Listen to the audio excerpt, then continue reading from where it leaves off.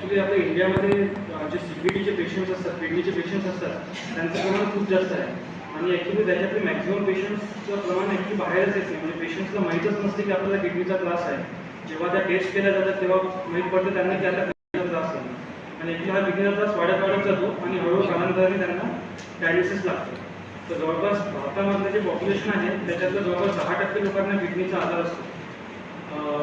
जसं हे किडनीचा आजार हळूहळू वाढतो किंवा त्यांना डायलिसिसची वगैरे गरज यायला लागते तेव्हा त्यांच्याकडे 2 ऑप्शन जातात, डायलिसिस आणि किडनी ट्रान्सप्लांट. ट्रान्सप्लांटचे सेंटर इंडियामध्ये खूप कमी आहे आणि खूप कमी ठिकाणी ट्रान्सप्लांट सध्या होत आहे. त्यामुळे डायलिसिसची गरज जास्त आहे आणि ॲक्च्युली आपल्याकडे डोनर म्हणजे ऑर्गन डोनेट करणारे लोक पण फार कमी आहेत. जे डायलिसिसचे सेंटर आहे त्याच्या मानाने डायलिसिस लागणाऱ्या पेशंटचा नंबर खूप जास्त आहे. त्यामुळे ॲक्च्युली डायलिसिसच्या सेंटर्सची गरज खूप जास्त आहे आणि त्यातल्या त्यात गरीब पेशंटसाठी खूपच अडचण चालली आहे डायलिसिस सेंटर्स डायलिसिस करून घेण्यामध्ये. कारण की सगळं ट्रीटमेंटचा भाग खर्च खूप वाढतो जातो.